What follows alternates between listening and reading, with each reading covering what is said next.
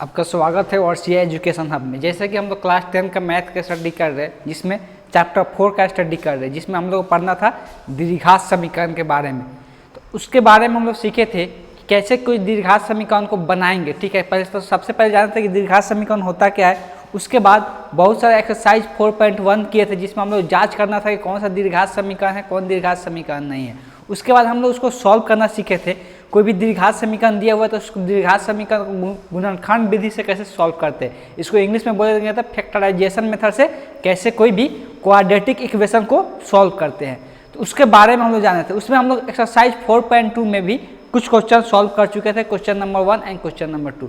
तो यहाँ पे आपके पास बुक होना चाहिए एनसीईआरटी का बुक, इसलिए कि हम लोग जितना भी सोल्यूशन करा रहे हैं सबके सब क्या एनसीईआरटी बुक से हो रहा है। ठीक है, तो हम लोग एक्सरसाइज 4.2 का एनसीईआरटी बुक में 3 नंबर क्वेश्चन से आज शुरू करेंगे। तो 3 नंबर क्वेश्चन सबसे पहले देखेंगे क्या दिया हुआ है।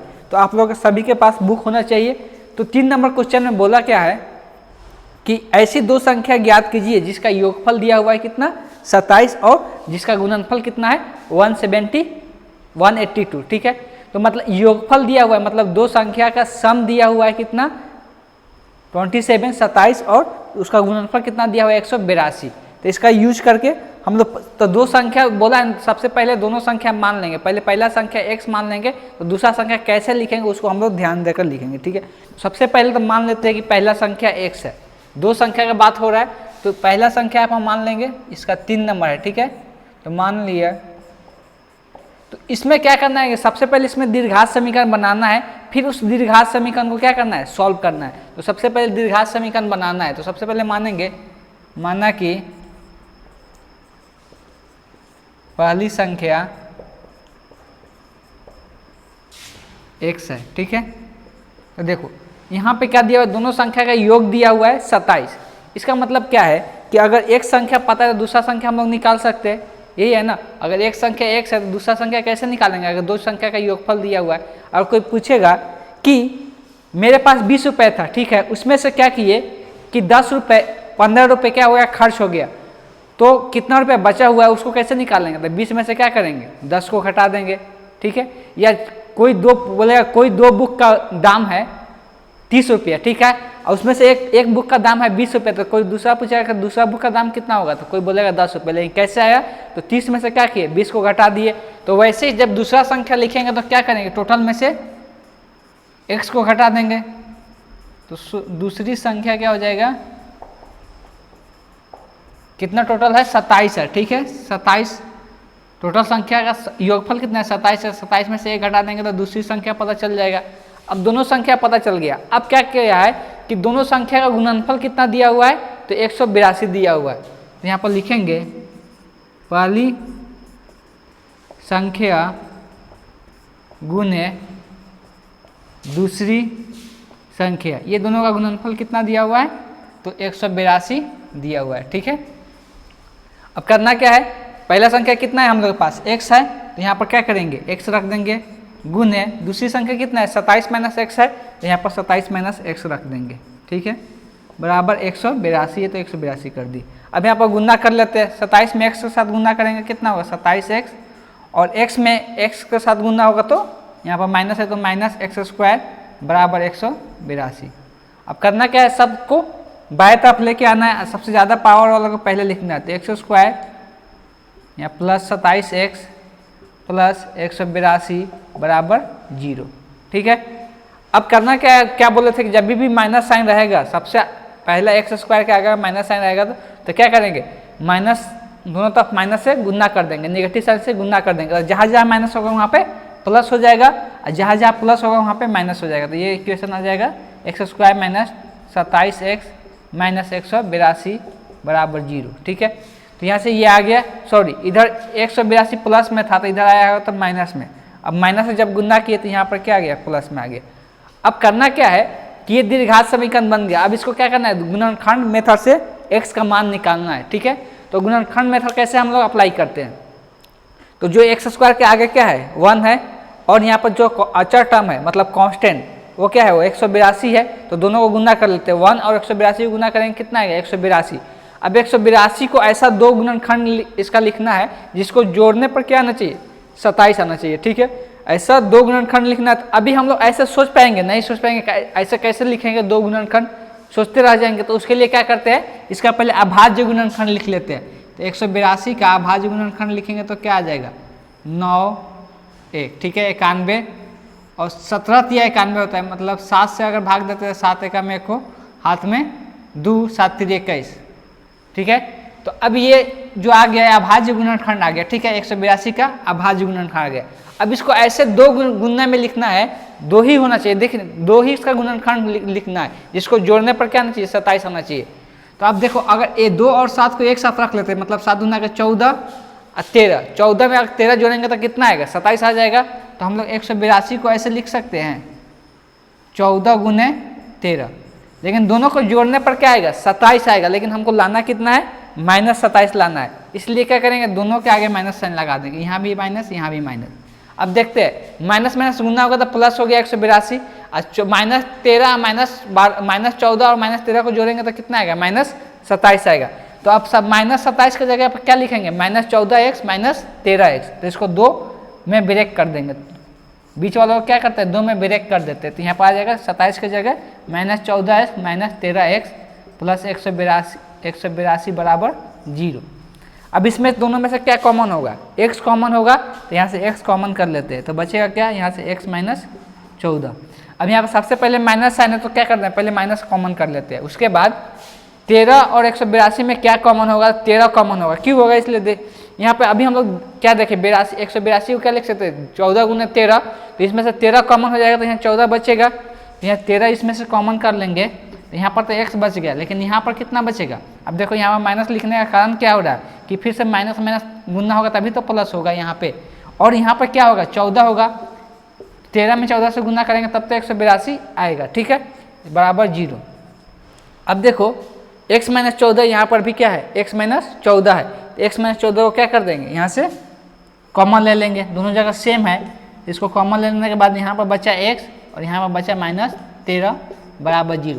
अब दो गुणनखंड आ गया, तो दो गुणनखंड आ गया तो आइदर तो ये 0 होगा या तो ये 0 होगा, तो दोनों में से कोई एक 0 होगा, ठीक है इसको हम इस साइड लिख रहे हैं, ठीक। तो दोनों में से कोई एक 0 होगा, तो या तो x -14 बराबर 0 होगा या x -13 बराबर 0 होगा, ठीक है। तो यहाँ से x बराबर 14 आएगा, यहाँ से आएगा x बराबर 13, ठीक है। तो कोई भी अब ले सकते हैं, मान लें कि इसको लेकर चलते हैं, तो अगर इसको पहला संख्या मानेंगे, ठीक है अगर इसको पहला संख्या मानेंगे तो x का मान 14 है, तो इसको पहला संख्या ले लेते हैं, ठीक है। पहली संख्या क्या हो जाएगा 14, दूसरा संख्या कैसे निकालेंगे, अगर पहला संख्या 14 है तो दूसरा संख्या निकालने के लिए 27 में से घटा देंगे, दूसरा संख्या क्या है वहाँ पे 27 माइनस x है, तो दूसरा संख्या क्या हो जाएगा यहाँ से 27 माइनस x का मान कितना है 14 लिए है, यहाँ से कितना आ गया 13 आ गया। तो दोनों में से कोई ले सकते हैं, अगर पहला संख्या 13 लेंगे तो दूसरा संख्या क्या आएगा 14 आएगा, अगर पहला संख्या x का मान 13 रखेंगे यहाँ पर 13 रखेंगे तो यहाँ पर क्या आएगा 14 आ जाएगा।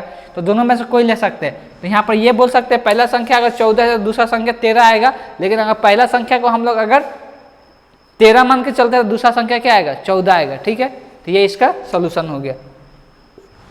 Pause the video to note it down.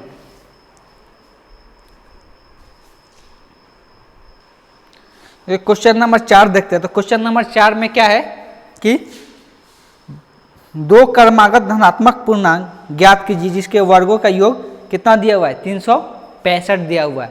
तो यहाँ पर क्या बोला दो क्रमागत धनात्मक पूर्णांक। सबसे पहले ये क्वेश्चन बनाने के लिए हम लोग को पता होना चाहिए कि पूर्णांक संख्या किसको कहते हैं। पूर्णांक संख्या किसको कहते हैं, जो प्राकृत संख्या होता है वही क्या होता है पूर्णांक संख्या होता है, लेकिन उसमें क्या चेंज आ जाता है, उसमें जो प्राकृत संख्या का जो काउंटिंग संख्या होता है प्राकृत संख्या होता है उसका निगेटिव वाला भी पूर्णांक संख्या में आता है और 0 भी रहता है। कहने का मतलब ये तो बच्चा वाला है, इस चीज़ बताने की जरूरत भी नहीं है। 1 2 3 और ये डॉट डॉट डॉट इन्फिनिटी मतलब अनंत तक जाता है। इधर भी माइनस में भी 0 भी आएगा, उसके बाद 0 के बाद आएगा -1 -2। तो ये सब क्या है ये सब पूर्णांक संख्या है, ठीक है पूर्णांक है। तो पूर्णांक में बोला है धनात्मक, धनात्मक मतलब क्या होता है सिर्फ प्लस वाला, मतलब 1 से लेके इधर वाला, ठीक है। तो कोई भी क्रमागत का मतलब क्या है एक के बाद एक, एक के बाद एक होता है ना क्रमागत। मतलब अगर मानते हैं कोई धनात्मक पूर्णांक 5 है मेरे पास और उसका कर्मागत कोई पूछेगा तो हम लोग क्या बोलेंगे, 5 के बाद क्या आता है 6। तो कैसे 6 आया है, तो एक जोड़ने पर 6 आ रहा है, 5 में उसका कर्मागत निकालने के लिए क्या करना पड़ रहा है, एक जोड़ना पड़ रहा है। तो हम लोग क्या करेंगे, एक धनात्मक पूर्णांक मान लेंगे और उसका कर्मागत लिखने के लिए उसमें क्या करेंगे, एक जोड़ देंगे। तो सेम यही चीज़ करेंगे। तो यहाँ पर मान लेते हैं सबसे पहले, यहाँ पर करना क्या है, सबसे पहले हम लोग को दीर्घात समीकरण बनाना है, उस दीर्घात समीकरण को हल करना है। ठीक है, तो सबसे पहले हम लोग क्या मान लेंगे इसमें कि एक धनात्मक पूर्णांक मान लेते हैं। ठीक है, माना कि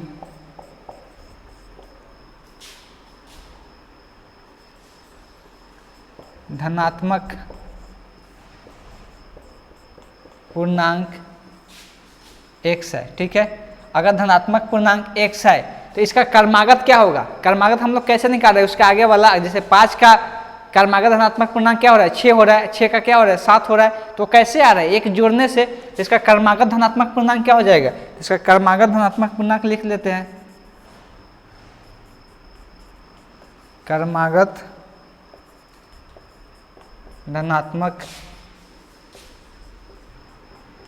पूर्णांक x का क्या हो जाएगा, x + 1। ठीक है, 1 जोड़ने से क्या हो रहा है, कर्मागत पूर्णांक मिल जा रहा है, ये x है तो इसका कर्मागत क्या हो जाएगा, x + 1। अब दोनों मिल गया, अब दोनों का क्या दिया हुआ है क्वेश्चन में, गुणनफल दिया हुआ है, दोनों का गुणनफल दिया हुआ है, मतलब दोनों को गुणा करने पर कितना मिल रहा है हम लोग को, 365 मिल रहा है। ठीक है, तो यहाँ पर हम लोग दोनों को गुणा कर देते हैं, तो x गुने x + 1 को गुना करने पर 365 आ रहा है। ठीक है, अब इसको गुना करते हैं तो x में x के साथ गुना करने पर क्या होता है, x² और x में 1 के साथ गुना होगा तो x ही रहेगा। अगर ये इधर प्लस में है तो इधर लाएंगे तो माइनस में आ जाएगा, तो -365 बराबर 0। अब करना क्या है, अब फिर से क्या करना है, गुणनखंड विधि से इसको सॉल्व करना है, मतलब फैक्टराइजेशन मेथड यूज करके इसको सॉल्व करना है। तो फैक्टराइजेशन करने के लिए क्या करते हैं, जो x² का गुणांक मतलब x² का कॉफिशिएंट जिसको इंग्लिश में बोलेंगे, यहाँ पर जो अचर टर्म है, ठीक है, अचर मतलब क्या, कांस्टेंट, तो दोनों को पहले गुणा करते हैं। इसका आगे क्या है 1 है और यहाँ पर क्या है 365 है, -365, दोनों को गुना करेंगे तो कितना आएगा -365। तो -365 का ऐसा दो गुणनखंड लिखना है जिसको जोड़ने से क्या आना चाहिए, यहाँ पर x के आगे क्या है कुछ नहीं है मतलब 1 है, यहाँ पर x के आगे कुछ नहीं है इसका मतलब क्या है 1 है, तो दोनों को जोड़ने पर क्या आना चाहिए 1 आना चाहिए। तो 365 का ऐसा कैसे गुणनखंड निकालेंगे, कुछ आइडिया है, नहीं आइडिया है, तो इसके लिए हम लोग को क्या सोल्यूशन है कि इसका अभाज्य गुणनखंड लिखा है। अभाज्य गुणनखंड मतलब क्या, अभाज्य संख्या पता है ना सभी को, तो अभाज्य संख्या लिखना है, मतलब इसका गुणनखंड जो होना चाहिए वो क्या होना चाहिए, अभाज्य संख्या होना चाहिए, उसी को बोलते हैं अभाज्य गुणनखंड। तो 365 का अभाज्य गुणनखंड निकालते हैं। तो सबसे पहले किससे भाग देगा, पहले 2 से चेक करते हैं 2 से भाग लगेगा नहीं, उसके बाद 3 से, तो 3 से भाग लगेगा, 3 से भी भाग नहीं लगेगा तो उसके बाद 5 से भाग लगेगा, तो 5 से भाग देते हैं, 7 × 5 = 35, 5 × 3 = 15, कितना आ गया 73। 73 किसी के पारा में आता है, कुछ गलत तो नहीं हुआ, 365 ही था ना क्वेश्चन में, 365 ही है। ठीक है, तो कितना है 7 × 5 = 35, हाथ में 1, 5 × 3 = 15, अब कितना आ गया 73 आ गया। तो कितना आता है 7 × 9 = 63 होता है, और किसी के पारा में किसी के टेबल में आएगा 73, अगर 3 × 5 = 65, 13 का भी नहीं आएगा, 17 कौन सा 17 के पारा में, 17 के पारा में भी नहीं आएगा, 19 में भी नहीं आएगा, तो आएगा किस में 21 में, 21 में भी 3 से भी करते हैं तो नहीं आएगा, 21 से भी नहीं आएगा, 23 से, तो 23 से आएगा क्या, 23 से भी नहीं आएगा, 23, 24, 25, 27, ये आएगा किससे, फिर अगर इतना रहेगा तो इसको सॉल्व भी नहीं कर पाएंगे।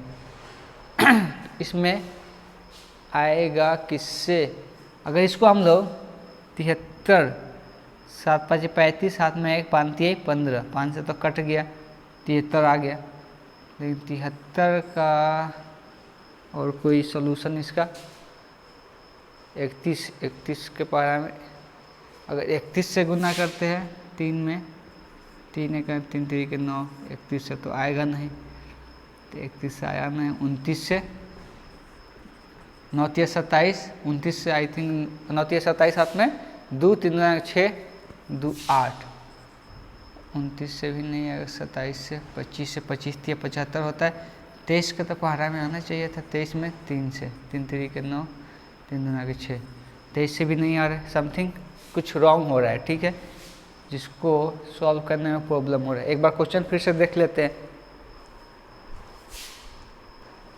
क्वेश्चन में दिया हुआ है कि इसके वर्गों का योग 365 है, यहीं पर हम लोग गलती कर रहे थे।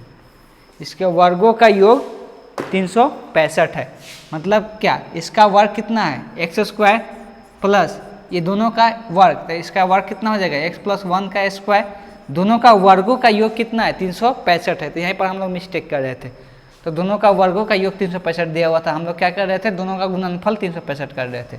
अब इसको a + b के द होल स्क्वायर के फार्मूला पर तोड़ देंगे, तो a + b के द होल स्क्वायर का फार्मूला क्या होता है, a + b के द होल स्क्वायर का फार्मूला क्या होता है, a + b के the whole square is equal to a² + 2ab + b², ठीक है। इस फार्मूला पर इसको तोड़ेंगे, a की जगह पर क्या है, x है, b की जगह पर 1 है, तो यहाँ से आ जाएगा x² + 2x + 1 के स्क्वायर क्या होता है, 1 ही रह जाता है, उसके बाद इधर 365। अब यहाँ से x² + x² सेम घात वाला है, तो क्या होगा, 2x² हो जाएगा प्लस 2x + 1, इधर 365 क्या है, प्लस में इधर आएगा तो माइनस में, तो -365 बराबर 0। अब यहाँ से आ जाएगा ये 2x² + 2x, और एक में से 365 हटेगा, कितना बचेगा, -364 बराबर 0। अब इसमें से क्या करते हैं, सबसे पहले 2 कॉमन हो रहा है, तो 2 कॉमन करके उधर 2 से भाग दे देते हैं, ठीक है। तो 2 कॉमन करने के बाद क्या बचेगा, x² + x माइनस 2 एकम 1 को 8 दूना का 16, 2 दूना का 4, 182 बराबर 0। अब यहाँ से क्या आ जाएगा, 2 से दोनों तरफ भाग, ये क्या है, 2 इधर गुना में इधर जाएगा तो भाग में, 0 में किसी संख्या से भी भाग दो क्या होगा, वो 0 ही होगा। यहाँ से आ जाएगा x² + x माइनस 182 बराबर 0। अब यहाँ से ये दीर्घात समीकरण आ गया, इसको हम लोग सॉल्व कैसे करेंगे, तो इसको सॉल्व करने के लिए क्या करना है कि इसका x² का जो गुणांक है 1 है, और यहाँ पर क्या 182 है माइनस में, अब दोनों को गुना करके उसका गुणनखंड निकालेंगे, तो यहाँ पर 1 में -182 से गुना करेंगे तो कितना आएगा, -182, ठीक है। और -182 का ऐसा 2 गुणनखंड लिखना है जिसको जोड़ने पर कितना आना चाहिए, यहाँ पर x के आगे क्या है, कुछ नहीं है, मतलब 1 है, तो जोड़ने पर क्या आना चाहिए, 1 आना चाहिए। तो 182 का हम लोग अभाज्य गुणनखंड लिख लेते हैं। अब ऐसे तो पता नहीं चलेगा ना कि इसको कैसे 2 गुणनखंड में तोड़े, ऐसा कौन सा 2 गुणनखंड होगा जिसको जोड़ने पर 1 है, तो ऐसे पता नहीं चलेगा, इसलिए हम लोग क्या करना पड़ेगा, 182 का अभाज्य गुणनखंड लिखना होगा। तो अभाज्य गुणनखंड क्या हो जाएगा, 9 1 एकम 1 को, अब यहाँ से आ जाएगा ये कितना से 7 से, 7 एकम 1 को 13 बार में। अब देखो यहाँ पर क्या होगा, 2 और 7 कितना होता है, 14, 7 दूना का 14 और 13, तो 14 और 13 में इसको तोड़ देते हैं, 182 को 14 गुने 13 कर देते हैं, ठीक है। लेकिन हमको यहाँ पर आया कितना था, 1 और -182 था, तो गुना करना पर -182 था, ठीक है। तो 14 और 13 को गुना करने पर -182 आ रहा है, नहीं आ रहा है, तो किसी एक में माइनस देना पड़ेगा, तो मान लो कि यहाँ माइनस लगा दिए, ठीक है। तो अब गुना करने पर तो -182 आ जा रहा है, अब दोनों को जोड़ रहे, अब यहाँ पर क्या करना है, -14 और 13 को जोड़ना है, -14 और 13 जोड़ने पर क्या आएगा, -1 आएगा, लेकिन हमको चाहिए कितना, +1, इसीलिए इसके आगे माइनस नहीं लगा के यहाँ पे माइनस लगा देंगे। अब गुना करने पर तो -182 आ जा रहा है, अब 14 और -13 को जोड़ेंगे तो क्या आएगा, 1 आ जाएगा, तो अब यहाँ पर 1 चाहिए तो 1 आ जा रहा है, तो अब इसके जगह पर जो x है, इसके जगह पर क्या लिखना है, 14x माइनस 13x, तो यही 2 फैक्टर में इसको तोड़ देना है। यहाँ से आ जाएगा x² + 14x minus 13x minus 182 बराबर 0, ठीक है। अब ये दोनों में से क्या कॉमन दिख रहा है, x, तो सिर्फ x कॉमन होगा, तो x कॉमन करने के बाद क्या बचेगा, x + 14, ठीक है। अब यहाँ से देखते हैं, सबसे पहले तो माइनस है तो माइनस कॉमन कर लिए।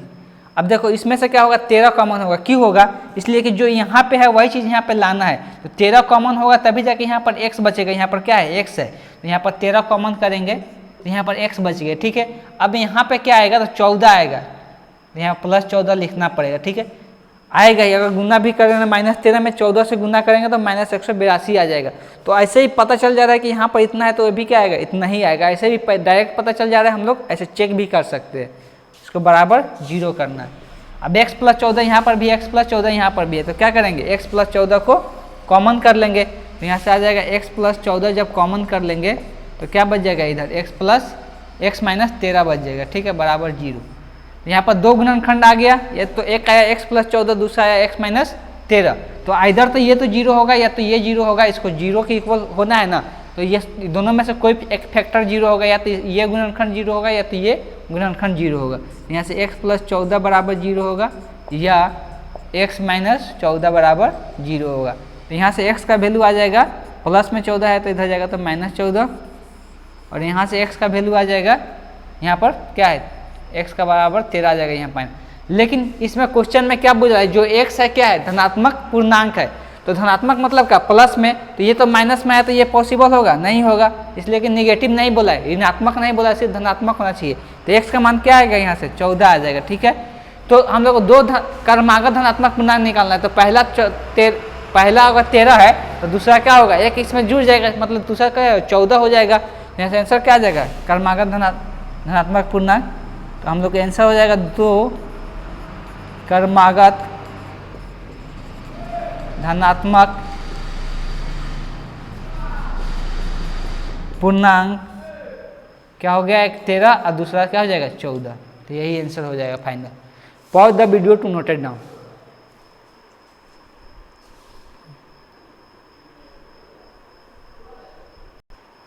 क्वेश्चन नंबर 5 देखते हैं। तो क्वेश्चन नंबर 5 में क्या बोला है कि एक समकोण त्रिभुज है, ठीक है, समकोण त्रिभुज सभी को पता है, जिसका एक कोण क्या होता है 90 डिग्री का होता है, ठीक है। उसके बाद बोला है कि ऊंचाई, जिसका ऊंचाई सबको पता है समकोण त्रिभुज का, इसके आधार से कितना है 7 कम है, जितना आधार है उससे 7 कम है, ऊंचाई का जो माप है, ठीक है, वो आधार से 7 कम है। उसके बाद बोला है कर्ण दिया हुआ है, उस समकोण त्रिभुज का कर्ण कितना दिया हुआ है 13 दिया हुआ है। और उसके बाद बोला था अन्य 2 भुजाएं ज्ञात कीजिए, मतलब आधार और ऊंचाई ज्ञात करना है, ठीक है। तो सबसे पहले हम लोग इसमें क्या करेंगे, आधार को मान लेंगे कि समकोण त्रिभुज का आधार कितना है x है, तो x अगर मानेंगे तो अगर आधार मान लेते हैं उसके बाद क्या होगा, ऊंचाई हम लोग लिख सकते हैं, तो आधार और ऊंचाई x के टर्म में लिख सकते हैं, x के पद में लिख सकते हैं। तो ऊंचाई और क्या, ऊंचाई और आधार को जब लिख लेंगे तो हम लोग एक पाइथागोरस प्रमेय होता है, जो कि पाइथागोरस थ्योरम बोलते हैं, ठीक है, तो उसका यूज करके हम लोग इस क्वेश्चन को सॉल्व कर सकते हैं। तो सबसे पहले हम इसमें क्या करना है ना, तो सबसे पहले हम मानेंगे नहीं, सबसे पहले हम थोड़ा समझा देना चाहते हैं, ठीक है, कि सबसे पहले ये समकोण त्रिभुज देख लेते हैं। मान लो कि ये समकोण त्रिभुज है, ठीक है, तो जब ये समकोण त्रिभुज है तो इसको हम लोग यहाँ पर क्या होता है 90 डिग्री का कोण होता है, इसको सामने वालों को क्या बोलते हैं, कर्ण बोलते हैं, ठीक है, और इसको क्या बोलते हैं, आधार बोलते हैं, इसको क्या बोलते हैं, ऊंचाई बोलते हैं, ठीक है। तो यहाँ पर सब चीज़ हो गया कि किसको क्या बोलते हैं, इसको ऊंचाई बोलते हैं, इधर वालों को आधार, इधर वाला को कर्ण।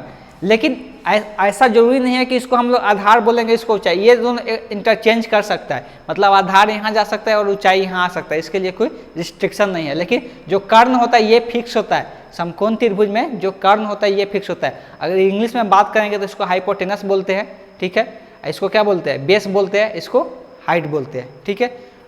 तो जो कर्ण होता है, जो हाइपोटेनस होता है, ये क्या होता है समकोण त्रिभुज में फिक्स होता है, इसको हम लोग चेंज नहीं कर सकते, ये हमेशा 90 डिग्री के सामने वाला जो भुजा होता है उसी को हम लोग क्या बोलते हैं, कर्ण बोलते हैं, या तो इंग्लिश में बोलेंगे तो हाइपोटेनस बोलते हैं, ठीक है। तो अब ये हो गया, तो इसमें हम लोग क्या करना है, आधार को मान लेना है। तो आधार को इसमें मान लेते हैं कि माना कि समकोण त्रिभुज का आधार x, यूनिट दिया हुआ है क्या, मीटर या सेंटीमीटर, हाँ सेंटीमीटर है तो इसको सेंटीमीटर है, ठीक है। तो आधार x सेंटीमीटर है, ठीक है। तो ऊंचाई और आधार में रिलेशन क्या दिया हुआ है कि ऊंचाई जो है आधार से कितना, आधार से 7 कम है, ठीक है। तो आधार अगर x है तो ऊंचाई कितना हो जाएगा, इसका ऊंचाई हो जाएगा, आधार अगर x है तो आधार जितना है उससे 7 कम है ऊंचाई, तो इससे 7 कम हो गया ऊंचाई, मतलब x माइनस 7 कर दिए, तो ऊंचाई पता चल गया। तो ऊंचाई पता चल गया और आधार पता चल गया। अब हम लोग पाइथागोरस थ्योरम पढ़ते हैं, जो पाइथागोरस प्रमेय कहते हैं, जिसको वो क्या होता है, तो एक बताता है कि ये जो कर्ण होता है, कर्ण का स्क्वायर करने पर ये बराबर हो जाता है ये जो लंब, इसको ऊंचाई और साथ साथ इसको क्या बोलते हैं, लंब भी बोलते हैं, ठीक है। तो ऊंचाई और लंब बोलते हैं, तो यहाँ पर हम लंब लिख रहे हैं कि लंब का स्क्वायर प्लस आधार के स्क्वायर के बराबर होता है। तो ये पाइथागोरस थ्योरम कहता है, ठीक है। इसका हम लोग प्रूफ आगे पढ़ेंगे, ठीक है। बहुत सारा तरीका है इसका प्रूफ करने का, तो इसको हम लोग आगे पढ़ेंगे। तो अभी हम लोग इस फार्मूला को सिर्फ जान लेते हैं, ठीक है। हम लोग ये फार्मूला बहुत बचपन से ही पढ़ते आ रहे हैं, 6 क्लास से, ये 6 या 7 क्लास से, ठीक है। अब इसमें कर्ण कितना दिया हुआ है, क्वेश्चन में कर्ण दिया हुआ है 13, तो 13 का स्क्वायर हो गया। और लंब कितना दिया हुआ है, तो लंब वही ऊंचाई जो है, तो ऊंचाई कितना है x - 7, तो x - 7 का स्क्वायर हो गया, प्लस आधार कितना माने हैं, तो x, तो यहाँ तक x का स्क्वायर हो गया। अब इसी को क्या करना है, इसी को सिंप्लीफाई करके द्विघात समीकरण बनाना है। द्विघात समीकरण बन जाएगा तो उसको गुणनखंड मेथड से, फैक्टराइजेशन मेथड से उसको सॉल्व कर लेंगे। तो अब यहाँ से ये इसी से क्या होगा, क्वाड्रेटिक इक्वेशन बन जाएगा। 13 का स्क्वायर कितना होता है, 169, ठीक है। अब ये एक फार्मूला पर तोड़ा जाएगा, कौन सा फार्मूला, a - b के द होल स्क्वायर। तो a - b के द होल स्क्वायर का फार्मूला क्या होता है, तो ये सब फार्मूला याद होना चाहिए। a - b के द होल स्क्वायर फार्मूला क्या होता है, a² - 2ab + b², ठीक है। अब यहाँ पर जो a है, यहाँ पर जो a है उसके जगह पर यहाँ x है, यहाँ पर जो b है उसके जगह पर यहाँ पर क्या है, 7 है। तो क्या होगा, a² करना है, मतलब x का स्क्वायर - 2ab करेंगे तो क्या हो जाएगा, 7 × 14, 14x + 7 के स्क्वायर, 7 का स्क्वायर कितना होता है, 49, तो 49 हो गया, प्लस x²। अब इसी को सिंप्लीफाई कर लेते हैं, तो ऐसा लिख सकते हैं 169, यहाँ से x² + x² कितना होगा, 2x², यहाँ से आ गया -14x + 49। ये जो 169 इधर है उसको उधर लेकर चले जाते हैं, फिर इतना सारा टर्म को इधर लाने में प्रॉब्लम होगा, इसलिए क्या कर रहे हैं, एक टर्म इधर है, एक पद इधर है, तो इसको इधर लेके चले जा रहे हैं। तो इधर 169 प्लस में है, तो इधर आएगा तो माइनस में, ठीक है। अब यहाँ पर क्या हो जाएगा, 0 हो जाएगा, तो 0 बराबर हो जाएगा 2x² - 14x। अब 49 में से 169 घटाएंगे तो कितना बचेगा, तो 9 में से 9 जाएगा, एक तो पहले माइनस होगा, इसलिए माइनस वाला ज़्यादा है, तो इसलिए साइन क्या होगा, यहाँ पर माइनस होगा। तो 9 में से 9 जाएगा 0, 6 में से 4 जाएगा 2, यहाँ पर 1, 120। अब करना क्या है कि देखो, अब इधर 0 लिखा हुआ है, इधर इतना पद लिखा हुआ है, देखने में खराब लग रहा था। इधर इस वाला पद को इधर लिख लेते हैं, इस वाला पद को उधर लिख लेते हैं, तो इधर को इसको इधर लिख लेते हैं, 2x² - 14x - 120 = 0। अब करना क्या है, इसमें देखो, इसमें से 2 कॉमन हो जाएगा, इसलिए क्या करते हैं, 2 को कॉमन कर लेते हैं। तो 2 को कॉमन कर लेंगे तो क्या बचे, x² - 7x - 60 = 0, ठीक है। 2 कॉमन करने, इस पर फिर 2 से गुना करेंगे तो फिर ऊपर वाला ही जो समीकरण है उसी वही समीकरण आ जाएगा। अब ये जो 2 इधर गुना में है, इसके साथ क्या है, गुना में है, तो इधर जाएगा तो भाग में, और 0 में किसी भी संख्या से भागने से क्या हो जाता है, 0 ही हो जाता है, ठीक है। यहाँ से आ जाएगा x² - 7x, उसके बाद आ जाएगा यहाँ पर -60 = 0। अब क्या आ गया, यहाँ पर ये द्विघात समीकरण आ गया, क्वाड्रेटिक इक्वेशन आ गया। तो इसको हम लोग अब फैक्टराइजेशन मेथड से, गुणनखंड मेथड से इसको सॉल्व कर सकते हैं। तो गुणनखंड मेथड सॉल्व करने के लिए क्या करना पड़ता है, जो x² का गुणांक होता है, तो x² का गुणांक क्या है, गुणांक मतलब क्या होता है, इसके आगे वाला, इसको इंग्लिश में बोलते हैं कोफिशिएंट, ठीक है। तो इसके आगे कितना है, 1 है, और ये जो अचर टर्म है, जो अचर वाला है, जो कांस्टेंट है, ये कितना है, -60 है। तो 1 में -60 से गुना करने पर क्या आता है, -60 आता है। तो जो -60 आया उसको ऐसा 2 गुणनखंड में लिखना है जिसको जोड़ने पर क्या आना चाहिए, -7 आना चाहिए। तो यहाँ पर जो -60 आया, ठीक है, यहाँ पर लिख रहे हैं, जो -60 है इसको ऐसा 2 गुणनखंड लिखना है जिसको जोड़ने पर कितना चाहिए, -7 आना चाहिए। तो ऐसा कौन सा 2 गुणनखंड होगा जिसको जोड़ने पर -60 होगा।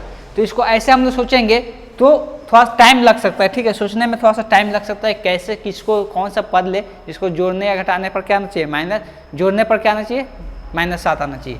तो ऐसे में अगर सोचना से है तो सोच सकते हैं, लेकिन टाइम जाएगा ज़्यादा। इससे अच्छा क्या है कि 60 का क्या है, अभाज्य गुणनखंड लिख ले।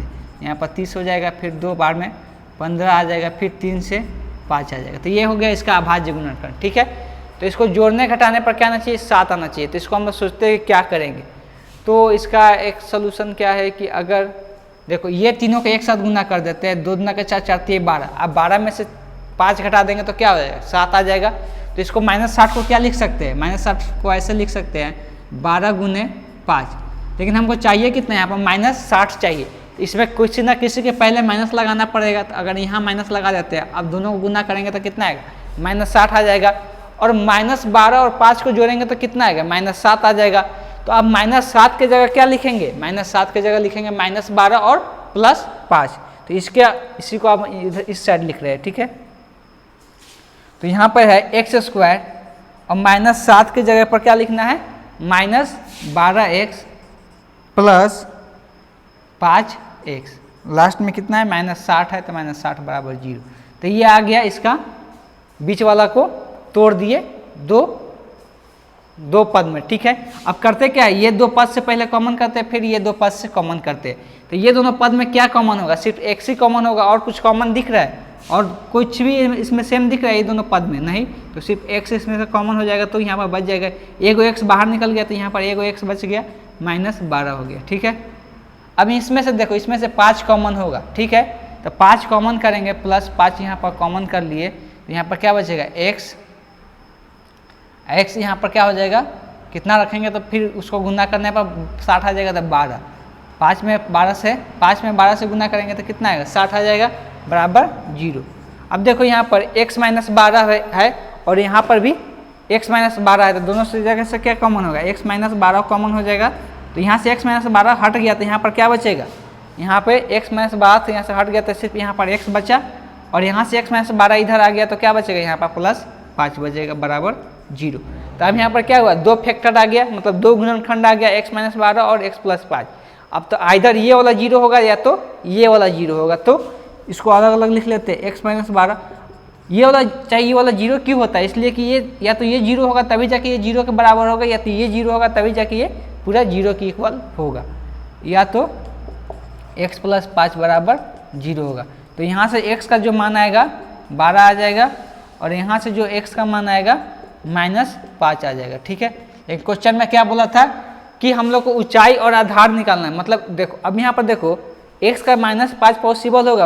अब कोई भी लेंथ जो होता है, लेंथ कभी भी निगेटिव नहीं होता है, लेंथ कभी भी निगेटिव नहीं होता, तो ये क्या होगा, ये पॉसिबल नहीं होगा। क्यों नहीं होगा, इसलिए लेंथ कभी भी निगेटिव नहीं होता है, तो इसलिए ये पॉसिबल नहीं होगा। लेकिन यहाँ पर अगर देखते हैं तो यहाँ पर क्या होगा कि x = 12 पॉसिबल होगा, इसलिए कि मतलब क्या है, पॉजिटिव है, ये धनात्मक है। तो x = 12 क्या निकल गया, ये ऊंचाई हो गया, क्या मानते हैं, आधार मानते हैं ना x को, तो आधार क्या उतना होगा, 12 सेंटीमीटर। तो ऊंचाई कितना हो जाएगा, ऊंचाई क्या है, x - 7 है, तो ऊंचाई निकाल लेते हैं। तो ऊंचाई बराबर क्या हो जाएगा, x - 7, x का मान कितना है, 12 - 7 कितना आ जाएगा, 5 सेंटीमीटर। तो ऊंचाई इतना हो गया, आधार इतना हो गया, ठीक है। तो pause the video to note it down.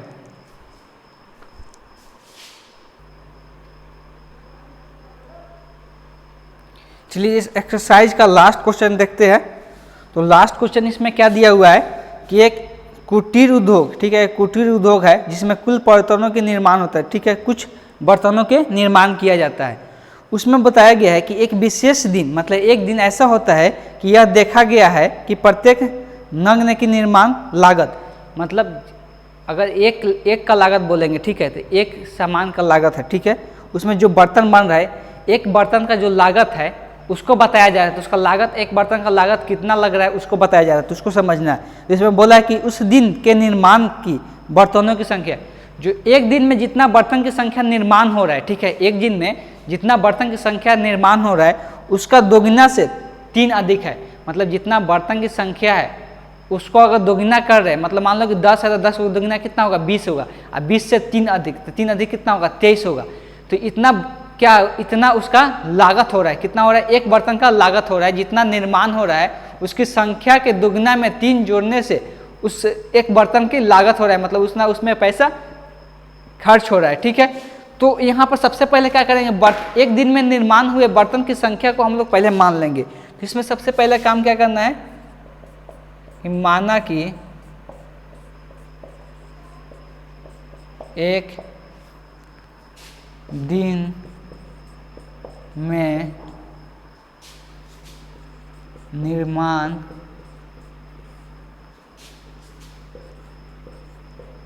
बर्तनों की संख्या x है, ठीक है। एक दिन में कितना बर्तन का निर्माण हो रहा है, x हो रहा है। तो अब करना क्या है, इसी के हिसाब से दिया हुआ है कि इसके एक बर्तन का लागत क्या है। तो हम सबसे पहले क्या करेंगे, एक बर्तन का लागत लिख लेते हैं, एक बर्तन का लागत।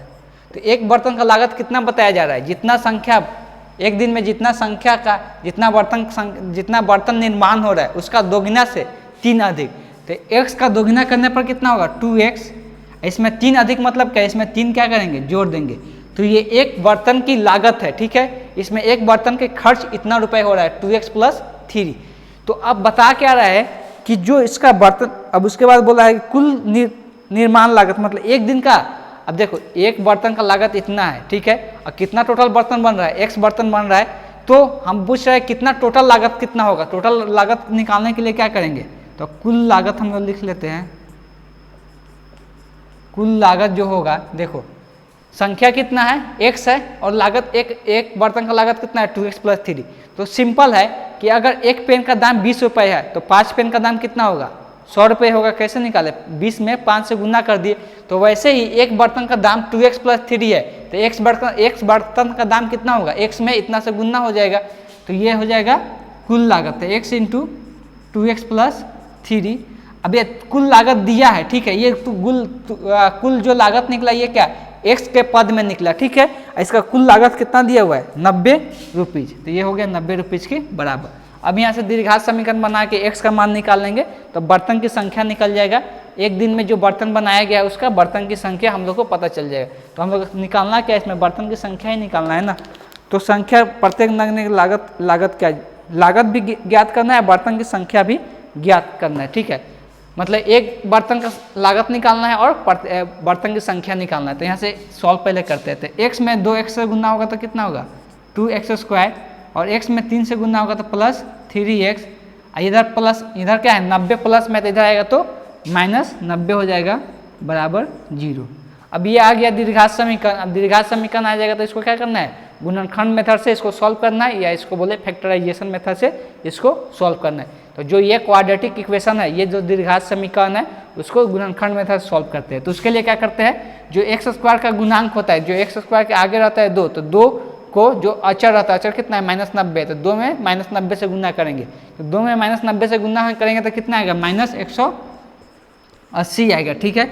अब 180 को ऐसा 2 गुणनखंड लिखना है जिसको जोड़ने पर क्या आना चाहिए 3 आना चाहिए, ठीक है। 180 को ऐसा 2 गुणनखंड लिखना है जिसको जोड़ने पर 3 आना चाहिए। तो ऐसे सोचेंगे तो सोचते रह जाएंगे। तो उसके लिए क्या करना होगा कि इसको गुणनखंड करते हैं, अभाज्य गुणनखंड निकालते हैं। तो अभाज्य गुणनखंड निकालेंगे, सबसे पहले 2 से भाग देंगे तो ये 90 आएगा, फिर 2 से देंगे 45 आएगा, फिर 3 से देंगे तो कितना आएगा 15 × 45, फिर 3 से जाएगा 5 बार में, तो इतना आ गया। अब इसको ऐसा 2 गुणनखंड लिखना है जिसको गुना करने पर क्या आना चाहिए 190, जोड़ने पर 3 आना चाहिए। तो ट्राई करते हैं। अगर 3 में 5 से गुना कर दे 5 × 15, 3 दूना के 6, 6 दूना के 12, तो 15 और 12 को लेते हैं, ठीक है। ये तीनों को साथ में लिए और ये दोनों को साथ में लिए, तो यहाँ से आएगा 3 दूना के 6, 6 दूना के 12। तो 180 को क्या लिख सकते हैं 12 गुने, यहाँ 3 × 5 = 15, तो 15 लिख दिए। अब ये दोनों गुना करने पे 180 आ जाएगा, लेकिन हमको लाना कितना है -180 लाना है। तो अब माइनस इसके आगे लगाए कि इसके आगे लगाए, ये डिपेंड करेगा कि इसको जोड़ने पर कितना आना चाहिए +3 आना चाहिए। तो माइनस किसके साथ होना चाहिए, कम वाला के साथ। अब माइनस अगर 12 वाला के साथ लगाएंगे तो -12 + 15 करेंगे तो कितना आ जाएगा +3 आ जाएगा। तो यहाँ +3 ही चाहिए, और गुना भी करने पर कितना आ जाएगा -180 आ जाएगा। तो अब +3 के जगह पर हम लोग क्या लिखेंगे -12 + 15 लिखेंगे। तो +3 के जगह पर लिखेंगे x² -12x + 15x -90 बराबर 0, ठीक है। अब इसके बाद +3 की जगह लिख दिए, इसको फिर जोड़ने पर क्या आ जाएगा +3 आ जाएगा। अब इसमें से देखो ये दोनों में से क्या कॉमन होगा, ऐसे तो दिख रहा है कि 2 कॉमन होगा, इसलिए कि यहाँ पर क्या है 6 2 से भाग 12 2 से भाग लगता है, इसलिए 2 कॉमन हो जाएगा। एक x भी कॉमन होगा, यहाँ भी x है यहाँ भी x है, यहाँ से कॉमन हो जाएगा 2x, यहाँ बचेगा क्या x, यहाँ पर बच जाएगा। जब 12 में से 2 कॉमन हो गया तो क्या बचेगा 6 क्यों बचेगा, इसलिए कि इसमें 2 से फिर गुना करेंगे तो कितना आ जाएगा 3 गुना के 6, 2 से गुना करेंगे 6 में तो कितना आ जाएगा 12 आ जाएगा, ठीक है। अब ये दोनों में से क्या कॉमन करेंगे, ठीक है। तो ये दोनों में से क्या कॉमन करें। तो सबसे पहले देखो यहाँ पर भी क्या है, x है, इसका मतलब क्या है, यहाँ पर x लाना है, तो x लाना है तो यहाँ से क्या करना पड़ेगा, 15 तो कॉमन करना ही पड़ेगा, तभी जाके यहाँ पर x है तो यहाँ पर x आएगा। तो यहाँ प्लस क्या करेंगे, प्लस 15 कॉमन कर लेंगे, यहाँ तो x आ गया, यहाँ से 15 कॉमन हुआ, x आ गया। लेकिन अभी यहाँ से क्या कॉमन होगा कि फिर 15 से गुना करने पर 90 आ जाए, तो 15 छक्के कितना होता है, 15 छक्के 90 होता है, तो 15 में 6 से गुना करने पर 90 आ जाएगा, तो यहाँ पर क्या आएगा, 6 आ जाएगा बराबर 0।